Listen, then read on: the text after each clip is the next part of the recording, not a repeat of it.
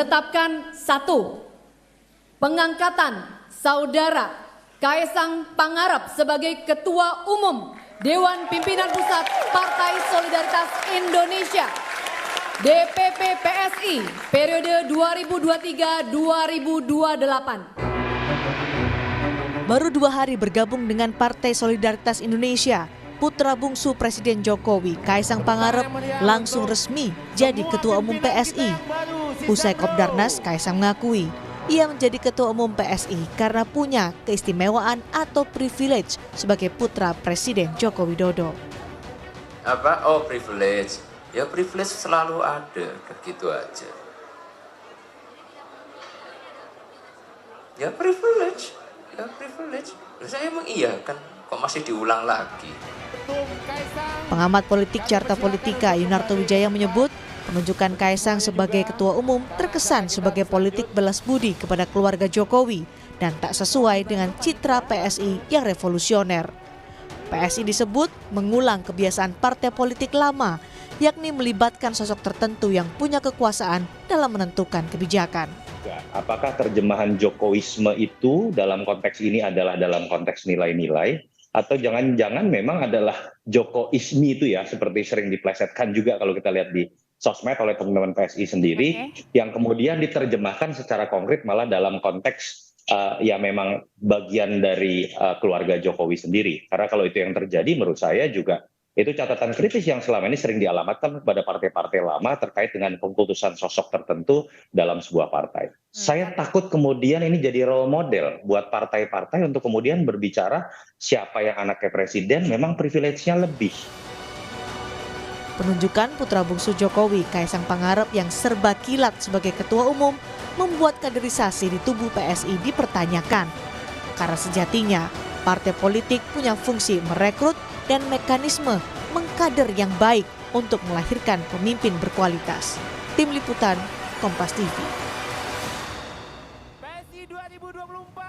Sabtu baru terima kartu tanda anggota, Seninnya Kaesang Pangarep ini sudah diangkat jadi Ketua Umum Partai Solidaritas Indonesia. Apakah kemudian ini jadi jalan instan untuk memperbesar peluang PSI masuk ke Senayan? Kita bahas saudara petang hari ini bersama dengan Direktur Eksekutif Poltreking Indonesia, Hanta Yuda, dan juga dosen Sekolah Tinggi Hukum Indonesia Jentera, Bivitri Susanti. Selamat petang Bung Hanta, selamat petang Mbak Bivitri. Selamat petang Milu, Mbak Bibip. Sehat selalu. Saya ingin ke Mbak Bivitri dulu ini. Ini kilat sekali ya prosesnya. Kaesang sudah langsung jadi Ketua Umum PSI dalam waktu 2 hari saja. Padahal kalau kita lihat ADART PSI itu jelas sekali tertulis soal jenjang kaderisasi begitu. Apa yang Anda baca dari sini Mbak Bivitri? Ya, saya kira ini kita bisa sebut memang PSI itu selalu mengklaim sebagai partai modern dan penuh dengan anak muda. Tapi ternyata perilakunya sebenarnya sama dengan partai jadul begitu ya. Partai zaman dulu yang hanya memang mengkultuskan individu. Jadi memang patut disayangkan karena namanya partai modern yang selama ini diklaim oleh PSI dan bahkan tertulis dalam ADART-nya, harusnya kaderisasi itu jadi suatu pola yang sangat-sangat penting. Karena kan tujuan adanya partai politik dalam sebuah negara demokrasi itu sebenarnya justru untuk mendinamiskan pola kaderisasi kepemimpinan nasional dan untuk melahirkan orang-orang yang memang memiliki kapasitas politik untuk duduk dalam pemerintahan. Jadi PSI sudah gagal ini soal kaderisasi kalau Anda lihat? Oh, menurut saya gagal. Memang baru 1 orang, tapi kan ini artinya sekali diterabas, apalagi untuk posisi ketua umum, artinya sebenarnya sudah berantakan tuh aturan mainnya. Bukan tidak mungkin nanti akan ada lagi tuh tokoh-tokoh yang kapasitas politiknya menurut saya harus dipertanyakan, tapi memang elektabilitasnya untuk menaikkan suara PSI mungkin lebih menguntungkan dan ini nggak akan ada satu akhirnya kalau satu kerannya ini sudah dibuka. Jadi dalam hal pendidikan politik buat saya ini sudah menggambarkan kegagalan dari partai yang mendaku sebagai partai modern. Nah belum lagi soal pengambilan keputusannya ya yang saya kira juga patut dipertanyakan. 2 hari itu jelas suatu hal yang tidak lazim. Dan perlu diingat PSI selalu mengklaim soal demokrasi di dalam tubuh partainya dan lain sebagainya. Dan jelas dengan jenjang karir yang begitu luar biasa cepat, 2 hari, itu sangat tidak mungkin kalau dikatakan pengambilan keputusannya dari bawah dan lain sebagainya. Oke, sebelum kita lanjut ke sana lagi, saya ingin ke Bung Hanta Yuda dulu. Bung Hanta, kalau Anda lihat apa sih, kenapa PSI memilih Kaesang? Apa keuntungannya sebenarnya untuk PSI kalau Anda lihat? Ya, sebelum sana betul, memang ada problem di sistem politik kepartaian kita itu, ada keterputusan antara sistem dan arena kaderisasi dan kandidasi. Mestinya kan itu tersambung. Seleksi dan kandidasi itu muaranya adalah kaderisasi. Tapi kerap kali di partai-partai kita, hampir semua partai dalam proses rekrutmen politik, kandidasi, capres, caleg terutama kepala daerah dan seterusnya, itu hampir tidak mengikuti jalur jenjang kaderisasi. Termasuk ketum dalam konteks ini ketua umum. Ini yang problem hampir di semua partai kita. Nah, kenapa yang menyebabkan pertanyaan itu tadi, menurut saya ini jebakan tanda petik ya, tapi mereka sadar betul memang ini atas kesadaran dan memang ini tujuannya adalah motif elektoral. Jadi dalam rangka untuk mendapatkan insentif elektoral. Bayangkan kalau misalnya PSI tidak melakukan, terlepas soal benar salah dan kritik dari berbagai macam pihak, PSI akan begitu-begitu saja secara elektoral dalam bacaan mereka. Dan Kaesang mampu menaikkan elektoral tadi itu menurut Anda? Tanpa Kaesang mungkin hampir sulit sekali untuk lolos. Dengan masuknya Kaesang sebagai ketua umum PSI, terlepas prosesnya tadi, itu berpotensi. Saya mengatakan berpotensi lolos parliamentary threshold. Jadi ini yang membuat PSI menurut saya mengambil langkah instan ini ada dalam rangka itu. Paling tidak ada potensi ini loh. Bahwa mereka kan dipertemukan dengan isu faktor muda. Tapi menurut saya bukan itu. Faktor yang paling merekatnya selain faktor muda, sama-sama satu muda, satu mengusung partai anak muda, adalah isu atau faktor Jokowi. Baca Kaesang itu kan tidak bisa sekedar Kaesang adalah Kaesang. Kaesang adalah putra Pak Jokowi. Berarti ada Jokowi di sana. Di saat yang sama PSI juga kerap mengatakan tegak lurus dengan Pak Jokowi, mengusung narasi pemikiran Jokowisme dan seterusnya, arahnya juga menunggu arah Pak Jokowi. Memang dipertemukan Pak Jokowi. Nah, selain ini faktor elektoral, memang dipertemukan ini. Satu sisi PSI memang ingin mencari cara strategi instan tanda petik untuk mendongkrak elektabilitas partainya. Di saat yang sama ada kebutuhan Pak Jokowi untuk mungkin memperlebar, meluaskan jangkar politik dan kaki-kaki politiknya di luar partainya sendiri, PDI Perjuangan. Oke, jadi ini simbiosis mutualisme begitu? Ya, saya kira ya, dalam konteks ini PSI lah yang paling diuntungkan mendapat suplemen politik, vitamin elektoral dengan masuknya ke Mas Kaesang putra Pak Jokowi. Pak Jokowi punya potensi, meskipun belum otomatis, punya potensi kalau PSI-nya membesar, punya keuntungan politik seperti saya katakan tadi, jangkar politik dan kaki politiknya semakin meluas, potensinya yang paling dirugikan tentu kalau tidak diantisipasi ada PDI Perjuangan. Karena sedikit banyak berpengaruh pada PDIP. Apalagi misalnya kemudian PSI tidak mendukung Ganjar. Nah itu juga menjadi kerugian politik yang cukup lumayan signifikan bagi PDI Perjuangan. Oke. Mbak Bivitri, ini kan PSI kaderisasinya tidak berjalan ya karena 2 hari langsung jadi ketua umum. Tapi dalam waktu singkat begitu atau berapa lama sebenarnya butuh kemudian waktu untuk transfer, utamanya adalah soal nilai dan ideologi satu partai gitu kepada seorang kader? Pasti tidak ada ukuran yang matematis ya, misalnya berapa bulan, berapa hari. Tapi kan kita lihat saja, kapasitas seseorang itu kan kalau dalam konteks politik cuma 2. Pertama, kapasitas kemampuan politik dia, artinya dia ada rekam jejak organisasi, berpolitik ya, secara melakukan manuver untuk tujuan kebijakan tertentu dan seterusnya. Tapi yang kedua adalah popularitas, jadi kapasitas elektabilitas begitu. Nah sebenarnya kan kalau kita mau jujur, Kaesang nggak punya yang pertama, dia hanya sangat-sangat populer, bukan hanya sebagai, tentu saja yang utama adalah karena dia anaknya seorang presiden, tapi juga dia sangat aktif di media sosial. Itu jelas akan sangat mengangkat nama PSI, tapi dia nggak punya kapasitas politik. Dia selama ini rekam jejaknya adalah pedagang, tidak ada masalah dengan itu, tapi dalam sebuah proses kaderisasi politik kan harusnya dipupuk dulu yang nomor satunya itu, kapasitas politiknya itu. Dan 2 hari itu jelas tidak mungkin karena yang namanya kapasitas politik itu tidak bisa seperti dikasih bootcamp begitu ya, cepat sekali dikasih kursus yang 2 hari kemudian langsung naik. Atau jangan-jangan sebelumnya prosesnya sudah berjalan mungkin berbulan-bulan untuk melakukan transfer tadi nilai ideologi.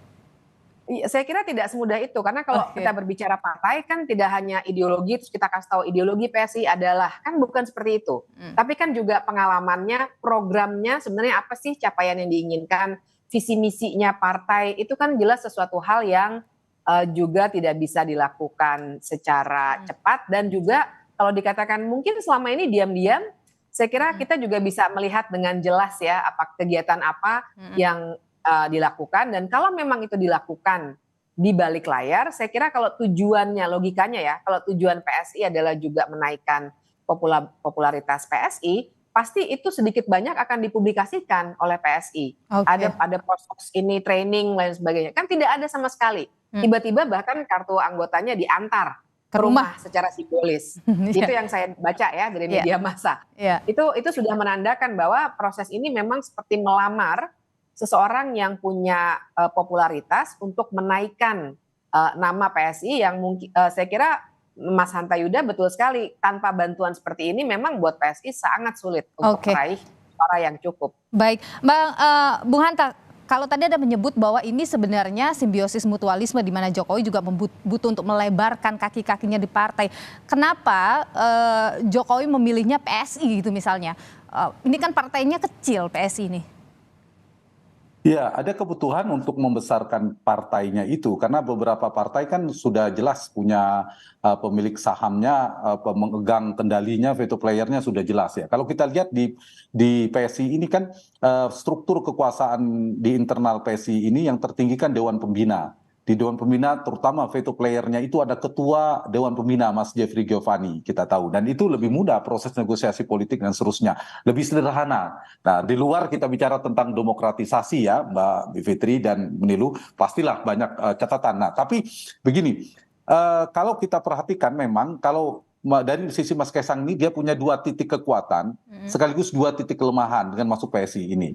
Realitasnya kekuatan dia di 2 tadi, saya setuju juga dengan Mbak Bibip tadi, ada 2 hal terkait dengan mudanya, isu anak muda dia di media sosial ini kekuatannya tidak bisa kita pungkiri, kekuatan Kaisang dan kekuatan PSI bergabung itu sangat melengkapi. Yang kedua yang lebih dasar lagi tanda petik kalau dikapitalisasi adalah faktor Jokowi. Nah, faktor Jokowi, Pak Jokowi di mana tingkat kepuasannya relatif masih tinggi, nah itu bisa menjadi basis di mana ceruk pemilih segmentasi yang bisa disasar oleh PSI. Dan itu kalau di treatment ada potensi mereka bisa lolos di ambang parlemen tadi yang saya katakan. Tapi ada 2 titik kelemahan juga yang harus dijawab kepada publik yang saya kira mungkin sudah diukur oleh PSI soal tadi pengalaman, rekam jejak, soal kompetensi dan seterusnya. Yang kedua pertanyaan publik tentang kaderisasi. Tapi mungkin bacaan saya dari PSI dari apa namanya hal-hal yang dikritisi oleh publik jauh mereka akan mendapatkan atau efek samping lah, efek samping elektoralnya relatif lebih kecil ketimbang faedah manfaat dari secara elektoral seperti saya katakan tadi. Misalnya PSI pasti akan menjadi pusat perhatian sekarang, liputan media semakin luas, ditunggu mendukung capresnya siapa. Karena orang nggak bilang PSI, tapi sekarang sebutannya PSI itu apa? Partainya anak presiden. Yang kedua, ini juga akan semakin terasosiasi kuat kepada Pak Jokowi. Brand connection-nya semakin kuat ke Pak Jokowi, berarti potensi lolos ke parlemennya juga semakin kuat. Jadi paling untung lah, ini istilah saya berkah elektoral. Elektoral ya, garis bawahi. Elektoral dalam jangka pendek buat PSI. Nah, PR-nya memang tadi catatannya soal jangka panjang, proses kaderisasi, pelembagaan partai dan seterusnya harus menjadi catatan kritis. Oke, Mbak Bivitri, apa kemudian dampak yang muncul dengan hadirnya Kaisang sebagai Ketua Umum PSI dalam waktu yang singkat ini, utamanya dalam soal kaderisasi di partai? Ya, saya khawatir memang ini ada apa ya, mungkin boleh kita sebut unintended consequence ya. Jadi ada efek samping yang pasti akan punya pengaruh satu kepada PSI itu sendiri. Saya sangat menyayangkan ya, sebenarnya kan dulu sempat ada harapan lah pada partai modern membatasi masa kekuasaan ketua partai dan lain sebagainya. Tapi ternyata bangunan itu runtuh. Tapi yang kedua juga dampaknya buat dunia perpolitikan kita, gitu. Karena makin hilanglah suatu gagasan bahwa partai zaman sekarang itu harus partai modern yang dikelola dengan transparan, banyak program-program yang menyentuh anak muda. Ini kan semua jadi runtuh juga gagasan ini karena ternyata lagi-lagi kita akan termina bobokan dengan yang namanya proses yang instan seperti ini. Ini luar biasa instan nih. Teman saya berseloroh katanya sekarang semua yang instan kita ganti aja jadi Kaesang gitu. Karena betul-betul luar biasa prosesnya, dan ini dampak kelanjutannya adalah dalam konteks kaderisasi politik kita, dalam membuat partai politik. Nanti kan kita punya cita-cita, oh nih partai politik nih harus dipecah nih pola-polanya. Terus kemudian pengambilan keputusannya, bagaimana anak muda bisa punya kapasitas. Nah ini semuanya akan terpengaruh karena orang jadi bisa melihat bahwa ya udah kita nggak perlu punya kapasitas politik, asal kita bisa menggantungkan dengan nama besar, kita bisa menjadi seperti Kaesang. Oke, jadi dampaknya lebih banyak negatifnya kalau menurut Anda melihat proses negatif. ini. Oke, Betul. baik. Bung Hanta, menarik juga Muhaimin Iskandar ini sempat menyinggung ya soal keterpilihan Kaesang ini, yang menyebut bahwa di belakang Kaesang itu kan Jokowi, jadi kita perlu waspada begitu. Memangnya bisa begitu cepat dan begitu mudah pengaruh itu langsung bisa muncul? Ya, saya ya. Iya, Bung Hanta. Niru. Jadi memang sangat cepat ya kalau kita perhatikan, Mbak Puan aja ingin jadi ketua umum PD Perjuangan sampai hari ini belum jadi gitu. Kemudian Mas AHY adalah paling tidak prosesnya. Mbak Yeni bahkan gagal menjadi ketua umum PKB, partai yang dirugikan oleh Gus Dur, ayah beliau. Nah ini Mas Kaesang ketika bapaknya, ayahnya sedang menjadi presiden, itu yang paling istimewa, dan cepat sekali langsung menjadi ketua umum PSI, meskipun PSI-nya tidak besar ya, masih kecil. Nah, tapi ada potensi membesar. Cuma sekarang ini tidak lagi, saya ingin jawab pertanyaan itu, tidak bisa lagi melihat PSI sekedar PSI. PSI itu sekarang adalah ketua umumnya Kaesang. Kaesang adalah putraan Pak Jokowi. Ya bahasa rakyat biasanya akan mengatakan, sebagian besar mengatakan partainya anak Pak Jokowi. Berarti punya pengaruh elektoral. Nah, pertanyaan saya, apakah Pak Jokowi membiarkan PSI tidak lolos ambang batas parlemen? Apakah Pak Jokowi tidak mensupport, kalau memberi restu ya itu normatif ya. Dan jangan lupa, ketika Pilpres berlangsung, ketika Pileg berlangsung, Panglima tertinggi, Presiden yang menjabat, yang menguasai seluruh jejaring kekuasaan, fitur-fitur kekuasaan adalah Pak Jokowi. Itu satu. Yang kedua, yang membuat efek Jokowi ini kuatnya adalah approval rating, tingkat kepuasan pada Pak Jokowi berkisar 70% sampai 80% itu juga menjadi titik kekuatan, ditambah jaringan politik, kepartaian dan sebagainya. Nah inilah yang mungkin Pak Muhaimin Iskandar mengatakan waspada itu, melihat Pak Jokowi juga bukan sekedar aktor politik. Pak Jokowi memiliki seperangkat jejaring kekuatan politik yang kuat dan ya punya potensi buat PSI. Itu yang membuat PSI Pak bisa nanti mungkin saja ya potensinya besar untuk lolos di Senayan, begitu ya Bung Hanta Yuda ya. Oke, baik Bung Hanta Yuda, terima kasih sudah atas pandangan Anda, dan terima kasih juga Mbak Bivitri, pandangan Anda di Kompas Petang. Sehat selalu. Terima kasih. Saudara